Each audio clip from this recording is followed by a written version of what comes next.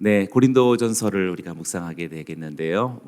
우리 고린도전서의 막강함을 우리가 어떻게 확인할 수가 있냐면 고린도전서가 16장까지 있죠. 그리고 고린도후서가 13장까지 있습니다. 그러니 29장이 있습니다. 우리가 길다고 생각하는 사도행전이 28장이 있는데 고린도 전후서가 29장이 있고 우리가 읽다 보면 고린도 전전서가 있다라는 것을 알게 됩니다. 유실된 편지가 있는 거죠. 그러니 고린도에 대한 이 서신이 압도적으로 많다라는 것을 알게 됩니다. 그러니 우리 로마서도 분량이 좀 있다고 생각되지만 로마서도 16장까지니 비교가 안 될 만큼 고린도서가 우리들에게 굉장히 많은 신학은 물론 정신세계와 삶의 정황들이 고린도서에서 흘러나오고 있다는 것을 알게 됩니다. 그리고 그 내용도 굉장히 좀 심각한 내용들이 좀 많이 있습니다. 바울이 지금 이 편지를 쓰고 있었던 주후 한 50여 년대 경쯤에 로마는 이 고린도가 아가야 지방의 수도가 되게 할 만큼 고린도는 굉장히 번성한 그런 곳이었습니다. 고대 고린도는 그리스에서 가장 번화한 그런 영향력 있는 도시라고 말할 수 있는 것은 굉장히 큰 항구 두 곳이 있었는데 에게해로 빠져나가는 갱그리 항구가 있겠고 아드리아해로 빠져나가는 레기움 항구가 있어서 굉장히 많은 어떤 물자와 또 사람이 오고 가는 굉장히 도시 중의 도시가 바로 고린도가 됐습니다. 당시 인구가 65만 명에 달한다고 했으니 굉장히 큰 도시고요. 자유민이 25만 명, 노예가 40만 명이 돼서 자유민이 더 많겠죠. 당연히 노예들을 부리니까요. 그럼 어쨌든 노예들도 많다라는 것은 그만큼 도시적 상황이 많겠죠. 오늘날 우리들에게도 노예라는 그런 계급 자체는 없지만 실제적 계급들은 더 많이 생겨나고 있는 중입니다. 그런 어떤 법적, 문화적 그런 그 노예라는 말은 쓰지는 않겠지만 실상은 노예와 다름이 없는 그런 풍경이 계속 되어 가고 있고 더 심화될 수밖에 없습니다. 우리들의 실존은 지금 거기에 놓여져 있어서 지금 고린도의 풍경은 지금 오늘날 우리들의 도시적 풍경하고 매우 흡사하다라고 말할 수 있겠고 요한계시록에서 말하는 그 바벨론의 음녀가 말하는 사단이 장악하고 통치하는 마지막 그 바벨론적 정황은 자크 엘룰이라고 하는 신학자이며 문학가의 말로는 도시라고 그렇게 전제하고 있습니다. 그러니 우리도 지금 도시를 살고 있죠. 이게 좋은 면이지만 또 이면 속에서는 굉장히 어두움이 장악하고 있다라는 사실들에 대해서 우리는 분명하게 또 우리 그리스도인들은 명확하게 이해할 수 있어야겠습니다. 그렇다고 해서 어떤 이들은 도시를 떠나서 살려고 하지만 갔다가 다시 돌아오는 경우가 있겠죠. 여러 가지 인프라가 제한되기 때문에 그것도 쉽지 않은 일이라고 말할 수 있습니다.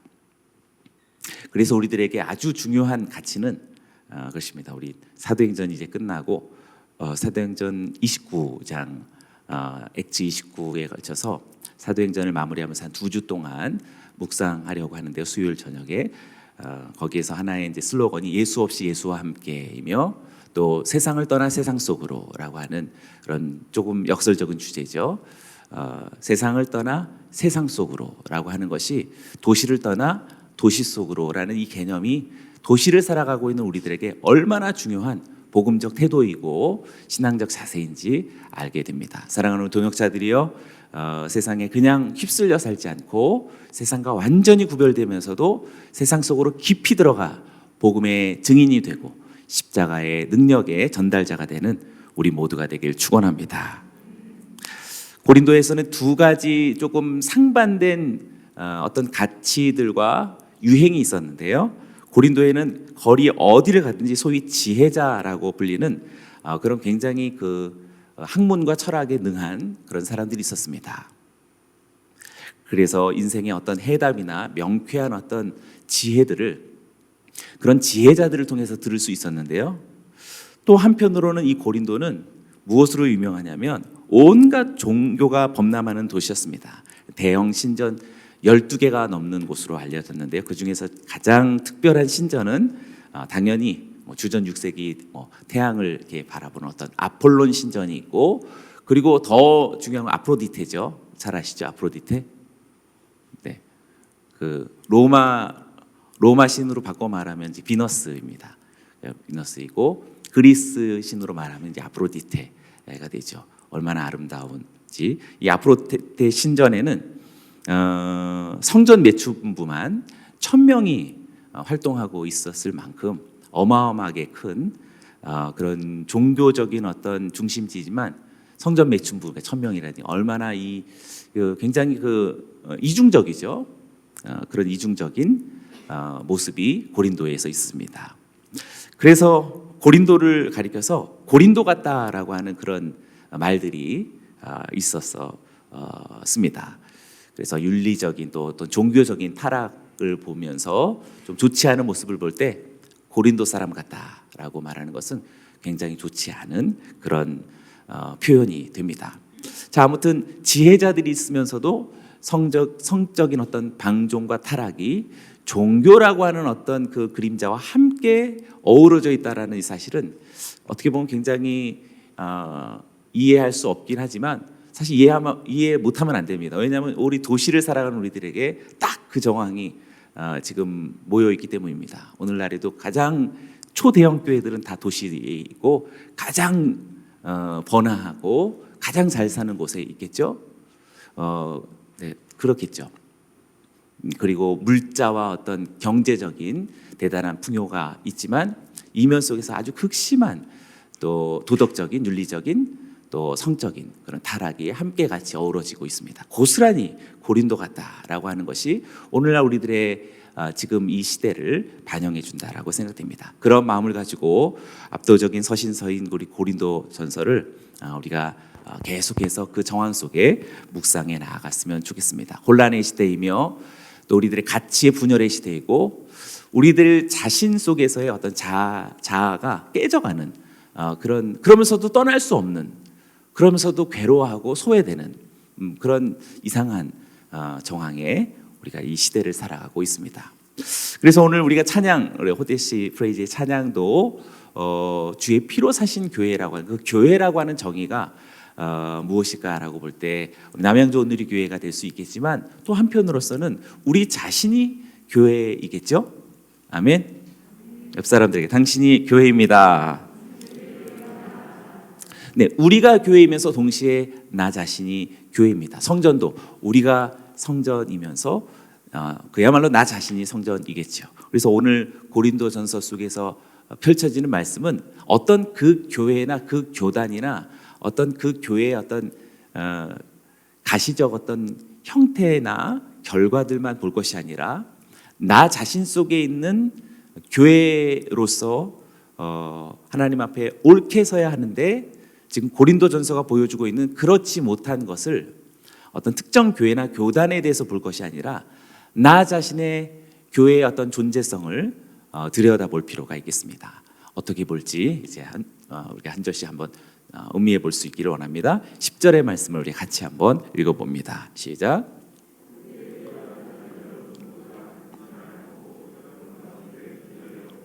한마음 한뜻으로 굳게 연합하기를 우리 주 예수 그리스도의 이름으로 권면합니다. 네, 10절 말씀에 자상하게 형제들이여라고 말해서 그냥 불특정 다수의 어떤 사람, 인간론이나 어떤 인문학적 지침을 주는 것이 아니죠. 신앙적 분명한 우리들의 지침을 주고 있습니다. 세 가지로 우리의 상황에 대해서 우회해서 설명하는데요. 첫째는 모두가 같은 말을 하라고 말합니다. 모두가 같은 말. 그러니 이제 어떤 교회에 이렇게 좀 분파 문제가 생겨나게 된 것을 우리들에게 이야기하고 있는 것이죠. 이제 고린도전서의 이제 분파 문제부터 시작해서 도덕적인 어떤 그런 부정함의 일들, 그렇게 크게 세 가지가 되겠습니다. 근친상간의 이야기가 되겠고, 네, 성적인 방종의 또 이야기가 되겠습니다.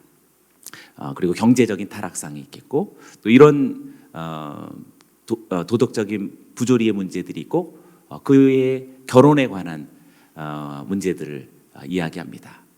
그리고 나서 이제 신앙적인 또 교회 질서들, 또 부활에 관한 언급들이 고린도전서에서 쭉 이제 나타나게 되는데, 유난히 분파 문제를 가장 처음으로 시작한 이유가 무엇인지를 우리는 생각해 볼 수 있습니다. 10절부터 바로 분열의 문제들을 이야기하면서 이 분열에 관하여서 너희는 모두가 같은 말을 하라고 이야기합니다. 두 번째는 여러분 가운데 분열이 없어야 한다라고 말하고 있습니다. 여러분 가운데 분열이 없어야 하고, 또 세 번째는 한 마음 한 뜻으로 굳게 연합하라고 말합니다.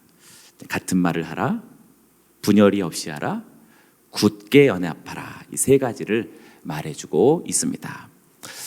우리 교회에서 이렇게 혹시 이런 그룹처럼 어떤 부류의 사람들이 있다면 교회가 하나 되지 않으니 당연히 교회가 교회되어질 수 없겠지요. 그러니 지금 이 내용을 보고서는 우리는 어떤 교회, 우리들의 상황들을 돌아볼 수 있겠습니다. 물론 그렇게 합니다. 그러나 호대시이고 무엇보다도 나 자신과 우리 각자의 가정을 향해서 돌아볼 때 우리가 어떻게 분열되어져 가고 있는지에 대해서도 묵상해 볼 수 있겠습니다. 우리 스스로에게도 많은 말들이 있다고 생각됩니다. 우리 각자에게 많은 말이 아니라 나 자신에게 굉장히 많은 어떤 슬로건들이 있고 또 주제들이 있고 가치들이 있습니다. 굉장히 그 분화된 세계 속에서, 전분화된 시대 속에서 불가피할 수밖에 없겠지만 이러한 양상들을 이제 하나로 일치할 수 있도록 사도가 우리들에게 도전하고요. 두 번째는 분열이 없이 하라라고 하는 것은 여기서 이 분열이라는 것은 단순한 의견의 불일치가 아니라 강제로 나뉘어진 것을 뜻하게 됩니다. 누군가에 의해서 나뉘어지게 된 것인데, 주도적인 어떤 사람들이나 추동하게 할 만한 어떤 리더십들이 있겠죠. 그런 리더십들에 의해서 강제로 찢겨진 것인데, 진정한 리더십은 마귀며 사탄입니다. 어둠의 권세가 우리의 마음을 자꾸 갈리고 나누게 하는 것이지요. 그러니 사랑하는 여러분이요, 우리 모두가 같은 말을 하고 분열이 없이 하고, 마지막 세 번째, 굳게 연합하라. 굳게 연합하라는 것은 그물을 깊다라는 말이 됩니다. 이제 찢어진 것을 다시 모으고 또 나뉘어진 것을 다시 이어가라라는 적극적인 노력을 우리들에게 선언합니다. 오늘 5월의 호대시에 주님은 우리들의 여러 가지 분산되어진 마음을 하나로, 그리고 누군가에 의해서 찢겨진 우리들의 내면을 다시 그물을 깊듯 굳건하게 연합하라고 그렇게 권하고 있습니다. 사랑하는 여러분, 오늘 이 말 그대로 저와 여러분들에게 해체되고 또 분열되어진 여러분들의 내면과 삶의 자리가 주 그리스도 예수로 인하여서 다시 하나 되기를 주의 이름으로 축원합니다. 아멘. 10절에서 어떻게 이 세 가지를 그렇게 연합시켜 나아갈까? 우리 뒤에 있는 두 단어가 우리들에게 선명한 해답입니다. 괄호를 묶어보시죠. 예수 그리스도의 이름으로 하는 것입니다. 아멘. 예수 그리스도의 이름으로 우리는 이 위에 있는 세 가지를 이어갈 수 있겠습니다. 그리고 두 번째는 권면하라입니다. 파라칼레오라고 하는 이 권면은 우리 권사님들의 말과 같은 것이라고 할 수 있습니다. 권위자, 그러니까 어떤 명령이나 이렇게 막 윽박지르는 것이나 어떤 강한 돈으로 회유하는 것이나 되지 않습니다. 성령님이 클레토스이듯 권면하는 것은 파라칼레오가 됩니다. 옆에서 속삭이듯이 이렇게 자상하게 은혜와 영성으로서 돌이키게 하는 것입니다. 머리 대신 교회, 주님이 세우시는 교회이지만 함께 만들어가는 교회, 이 두 가지가 아주 오묘한 하나님의 나라를 이루어가는 것이지요.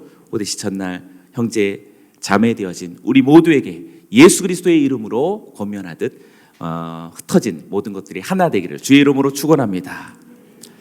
이 분열의 상태를 어떻게 알게 되었는지 11절의 말씀이 말하는데요. 내 형제들이여, 글로의 집 사람들을 통해 여러분에 대한 말, 곧 여러분 가운데 다툼이 있다라는 말을 내가 들었습니다.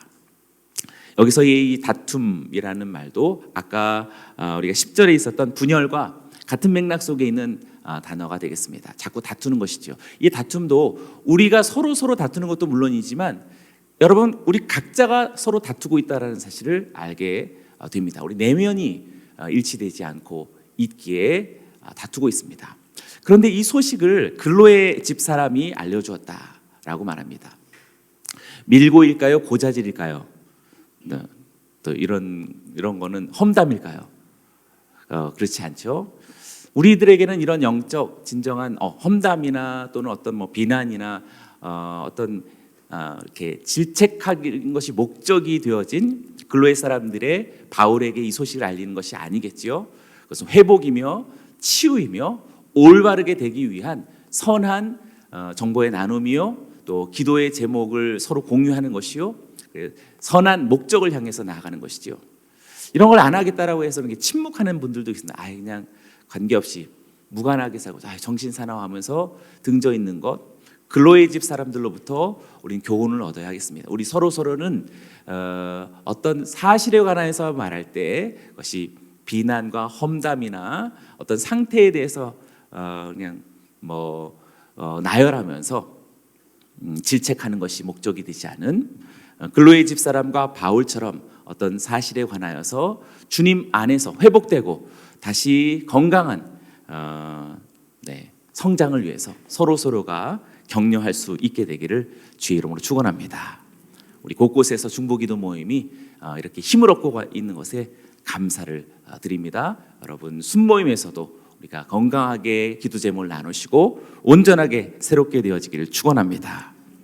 어떻게 해서 이런 아까 앞서 있었던 10절과 같은 그런 분열적 양상이 나타났을까? 12절에서 구체적인 사례를 우리들에게 말해주고 있죠.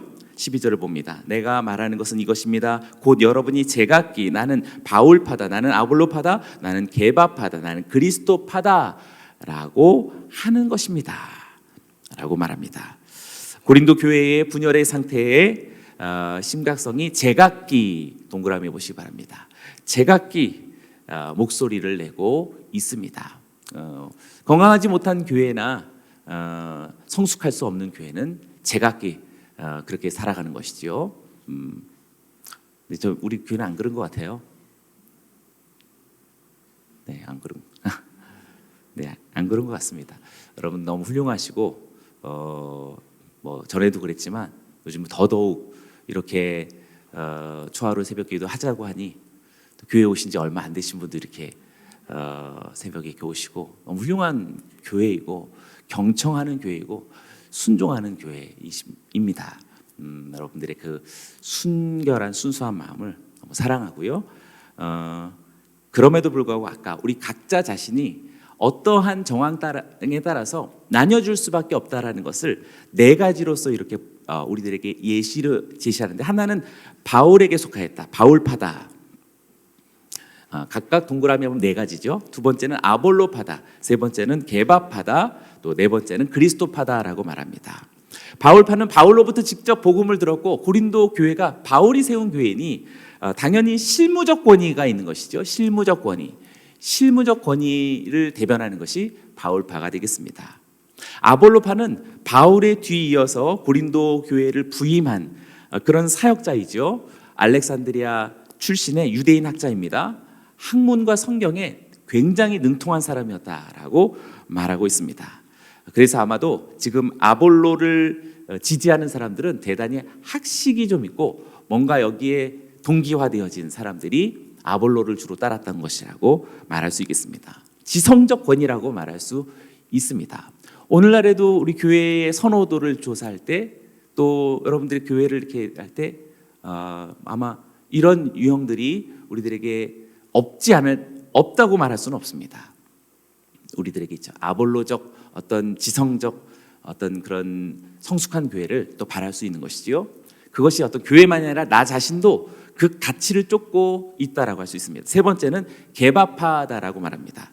여기서 베드로라고 말하지 않고, 헬라식의 베드로라고 말하지 않고 게바라고 말하는 아람어를 지금 사용하고 있는 이유는, 지금 이 부류의 사람들은 아람어를 사용하고 있는 유대 그리스도인들입니다. 그래서 사도 계열의 사도직의 그 수장격인 베드로를 주님이 주셨던 게바라 하리라라고 하는 그 게바의 이름을 추종하는 것을 보니 상당히 어떤 베드로의 신앙적 지도를 쫓던 그런 그리스도인들의 부류라고 말할 수 있어서 신앙적 경륜의 어떤 권위라고 말할 수 있습니다. 경륜의 권위.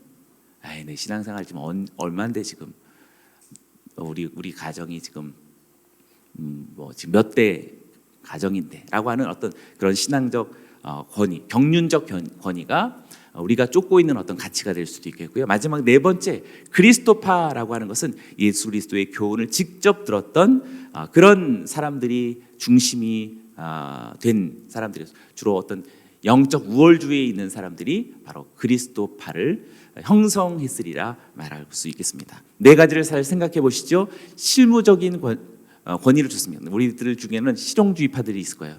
뭐 이렇게 저렇게 하는 걸 보고도 실력이 최고야라고 이렇게 말하는 사람이 있겠고요. 또 지성적인 권위, 또 세 번째는 경륜적인 권위, 얼마나 오래됐고 또 얼마나 그런 서열을 갖는지를 말하는 것. 네 번째는 바로 영적 우월성을 따르는 그런 가치들이 우리 안에 이렇게 있다 보니 우리 공동체 안에, 교회 안에도 이런 분파가 생겨나겠지만 나 각자가 이런 상황 저런 상황에 따라서 이런 네 가지 가치들을 우리가 귀 기울이면서 우리들의 삶이 이렇게 휩쓸려 가고 있다라는 사실이죠. 그래서 고린도 교회의 이 분쟁의 핵심은 이 네 가지 정말 신학적인 그런 논쟁의 핵심인가? 절대 그렇지 않습니다. 신학적인 논쟁으로서의 바울이나 게바나 아볼로나 그리스도적 신앙의 논쟁이 아니라 그 가치를 중심으로 한 권력 투쟁이다라고 말할 수 있는 것이죠. 우리들의 이렇게 어떤 이렇게 분파 문제는 다 권력 투쟁입니다. 내 안에서도 마찬가지입니다. 우리 안에 있는 여러 가지 가치들을 그때 그 상황에 따라서 우리도 익숙하기에 나름대로의 그 가치의 서열들 속에서 우리 내면의 권력 투쟁을 하고 있는 중이다. 그래서 우리는 분열되어져 가고 있다라고 말할 수 있겠습니다. 13절에서 이제 어떻게 해결해 나가는지 보기 원합니다. 그리스도께서 나뉘어졌습니까? 바울이 여러분을 위해 십자가에 못 박혔습니까? 또 여러분이 바울의 이름으로 세례를 받았습니까? 드디어 우리가 아까 불렀던 찬양의 그런 가사처럼 지금 바울도 분명한 본질로 돌아오게끔 수사적 의문으로 던지고 있습니다. 그리스도께서 나뉘어졌습니까? 먼저 선명하게 제시하고 있습니다. 교회의 머리가 되시며 하나됨의 근원이신 그리스도는 절대로 나뉘어질 수 없는 존재임을 믿으십니까? 옆 사람들에게 나뉘어질 수 없습니다. 네, 교회도 나뉘어져서는 안 되고 나 자신도 이렇게 분화되어진 세계 속에서 살아가느라, 적응하느라, 실용주의 노선을 쫓느라 여기에서도 성공하고 저기에서도 잘 보여야 되기 때문에 이런저런 가치가 우리 안에서 이렇게 혼재되어져 있어서 서서히 무너져가는 것은 머리 대신 그리스도에 대한 확신과 그분의 비전과 우리에게 주신 언약과 하나님이 우리에게 주신 사명에 관해서 사는 것은 점점 희미해지겠죠? 아니라고 말하진 않겠지만 희미해져가고 우리 안에서 해체되어진 이런 가치들로 인해서 나 자신이 쪼개어지는 것입니다. 그리스도는 나뉘어질 수 없다라고 말하고 있습니다. 또한 바울이 여러분을 위해서 십자가에 못 박힐 수 없고 바울이 자신의 이름으로 세례를 줄 수 없는 것이라고 두 가지를 말하고 있죠. 엄청난 우리 신앙의 근원이죠. 십자가의 대속과 세례의 권세가 사람에게서 있을 수 없다는 사실을 밝히고 있습니다. 오직 예수 그리스도의 권한과 능력으로 죄사함 받고 십자가의 은혜로 우리가 세례받게 된 줄로 믿습니다. 아멘. 오늘 호데시 첫날 우리들의 진정한 근원을 선명하게 하는 것입니다. 나뉘어질 수 없는 그리스도를 믿는 나 자신이 절대 나뉘어질 수 없고 내가 십자가의 은혜로 구원받았으며 주님의 이름으로 세례를 받았노라 라는 거룩한 선언이 오늘 우리 모두에게 있기를 주의 이름으로 축원합니다. 그래서 14절의 말씀을 보시죠. 내가 하나님께 감사하는 것은 여러분 가운데 그리스보와 가이오 외에는 내가 아무에게도 세례를 주지 않았다는 것입니다. 우리는 보통 보면 세례를 많이 줬다라는 것이 좋은 가치지 나쁜 가치가 아니잖아요. 그래서 오늘 이런 면을 봅니다. 나 전도 몇 명 했다라는 말을 이제 좀 버려야 된다라고 생각됩니다.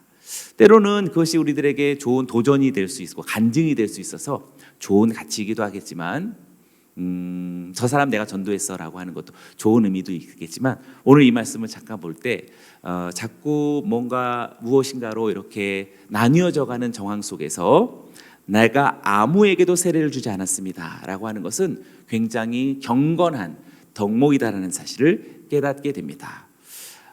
당시 고린도 교회에서 몇몇 지도자들이 자기 파의 세력의 확장을 위해서 경쟁적으로 세례를 주었던 것을 알게 됩니다. 그러니 그러한 가치에 자기 자신이 합류하지 않으려는 바울의 영성이라고 말할 수 있겠죠.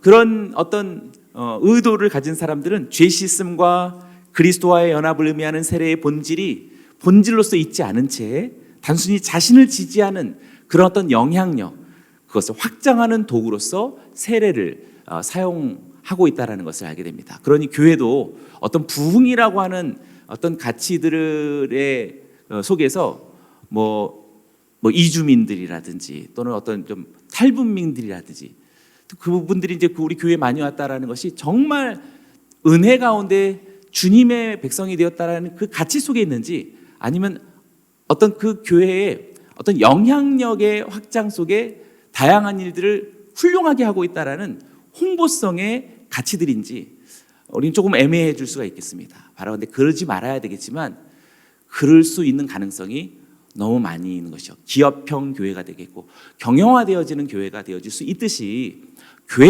이 교회가 어떤 우리 무리들로서의 교회만 아니라 나 자신이 그러한 성향을 쫓는 사역자가 될 수 있겠고, 나 자신이 그러한 명목으로서 설교를 자꾸 하려고 하는 의도가 있는 것이죠.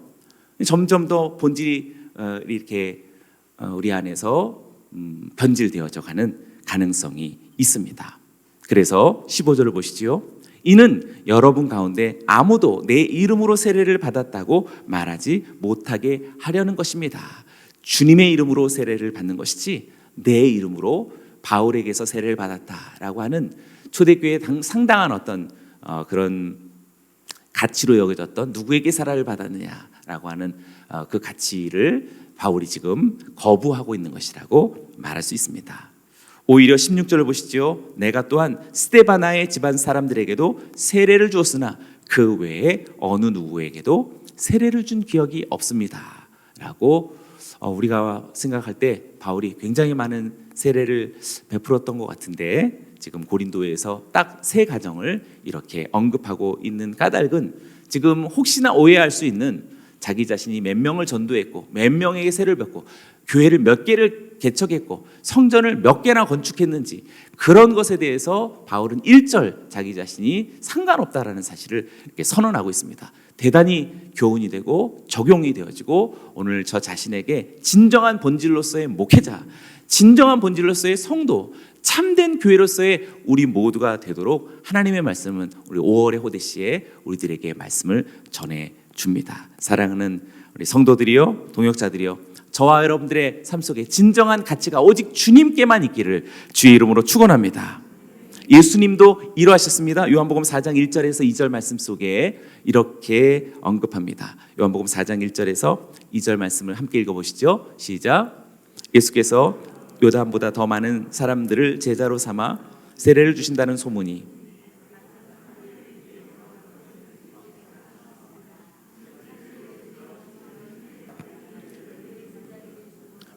지금 이 4장 1절과 2절 말씀, 예수님이 직접 세례를 준 것이 아니라 제자들이 준 것이었다라고 이렇게 이야기하면서 예수님이 잠시 세례 요한과 경쟁적 상황 속에 빠져들어가는 것을 요한복음이 철저하게 딱 닫고 있는 모습을 보게 됩니다.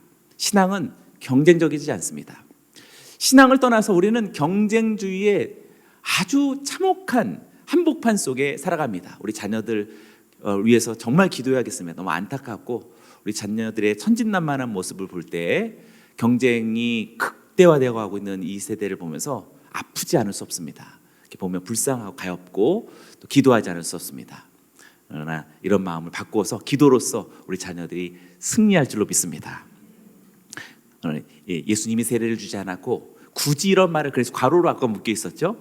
성경에 이런 괄호가 있을 때는 또 중요하게 우리가 주목해 보아야 합니다. 과연 그럴까라고 하는 그런 생각을 우리 각자 스스로에게 주기 위한 것이라고 말할 수 있습니다. 어찌하든 우리들의 삶이 경쟁주의에 휩쓸려 들어가지 마시고 불가피한 경쟁의 상황 속에서도 끊임없이 바울이 말하는 본질과 어떤 실상을 분명하게 나누면서 우리 주님 그리스도 이름 안에서 온전히 서 있다면 저와 여러분들이 성령님으로 인하여서 지혜도 주시고 우리가 극복할 수 있는 그러한 능력도 허락하여 주실 줄로 믿습니다. 분명한 사명을 구체화하는 것이 마지막 17절 속에 우리들에게 들려옵니다. 큰 소리로 읽어보고 마치겠습니다. 시작. 그리스도께서는 세례를 주라고 나를 보내신 것이 아니라 복음을 전하라고 보내셨습니다. 또한 복음을 전할 때 말의 지혜로 하지 않도록 하셨는데 이는 그리스도의 십자가가 헛되지 않도록 하려는 것입니다. 아멘. 우리 17절은 박스로 두르시고요. 오늘 우리 17절 말씀만 가슴에 탁 갖고 이 5월을 살아가기에 부족함이 없겠습니다. 세례보다도 중요한 것은 복음을 전하는 것이다 라고 말합니다. 우리가 보기에는 이 두 가지가 다 그거 아닌가 라고 말하지만 잘 생각해 보면 본질인가 어떤 현상인가 본질인가 막 너무나 휘몰아쳐가는 시대이기에 잘 구분이 안 되겠지만 그리스도의 사람들은 명확하게 알아야 됩니다. 우리는 떡과 잔을 먹고 마시는 하나님의 백성이요 그리스도의 피로 거듭난 주님의 자녀들인 줄로 믿습니다. 어마어마한 하늘의 상급과 보화를 유산으로 갖고 있는 주님의 사람들이요 불붙는 산 신의 산의 그 감격과 격정이 우리 가슴 속에서 타오르고 있는 하나님의 사람들이죠. 계시의 말씀이 우르릉쾅쾅 천둥번개치고 있는 이가 바로 저와 여러분들입니다. 그러한 저와 여러분들이 어찌 본질과 현상을 분명하게 식별하지 않을 수 있겠습니까? 세례를 주라고 나를 보낸 것이 아니라 복음을 전하라고 그렇게 선언했고 복음을 전하다 보면 세례자들은 마땅히 하나님 앞으로 세워질 줄로 믿습니다. 이렇게 사도직의 본질이 복음을 전하는 것으로서 복음의 전파가 오직 바울의 사명이다라는 사실을 알려주었듯이 우리 사랑하는 남양주온누리교회 성전을 이루어가는 삶 속에서 가장 우선적으로 가장 선명하게 해야 할 것은 우리 모두가 복음을 전하는 복음의 증인이다라는 사실을 알려주고 있습니다. 옆 사람들에게 선포합니다. 우리는 복음의 증인입니다. 네, 끝으로 복음의 증인을 오늘 뒤에서 얘기하죠. 복음을 전할 때 말의 지혜, 괄호를 묶어보시기 바랍니다. 말의 지혜로 하지 않고 그리스도의 십자가로 하는 것이다. 두 가지가 선명히 대조되고 있습니다. 저는 오늘날 팬데믹을 살아가면서 그래도 유튜브라고 하는 어떤 그런 온라인적 상황도 우리들의 소중한 도구가 되었다라고 그런 새로운 발견에서 좋은 의미도 있지만 또 위기이기도 합니다. 이게 이렇게 그 유튜브를 보다 보니까 너무 많아가지고 막 이거 뭐 꼬리에 꼬리를 물다가 지금 뭐 한 거지? 그래서 수시간을 그냥 막 버려질 때가 있는 것 같아요. 막 이것도 막 관심 있고 저것도 관심이 있고 막 그리고 또 교회마다 벌써 한 2년이 지나면서 굉장히 많이 발전했더라고요. 엄청난 그 온라인에서의 어마어마한 교회들의 대단한 어떤 활동들이 계속 알람 속에서 막 뜨는 거예요. 무슨 기도회 하면서 뭐 엄청난 저명 인사들이 막 우수수수 나오고 막 정신이 없습니다. 그것이 참 좋은 걸까라는 생각도 갖게 됩니다. 정말 우리가 복음의 증거가 소피아, 로곤 소피아, 우리들의 어떤 말의 지혜 속에, 사람의 철학 속에, 인문학적 가치 속에 이 시대의 어떤 시류를 옳게 어떤 파악해가는 그런 영리함 속에서 주님의 복음이 증거되어지는 것일까?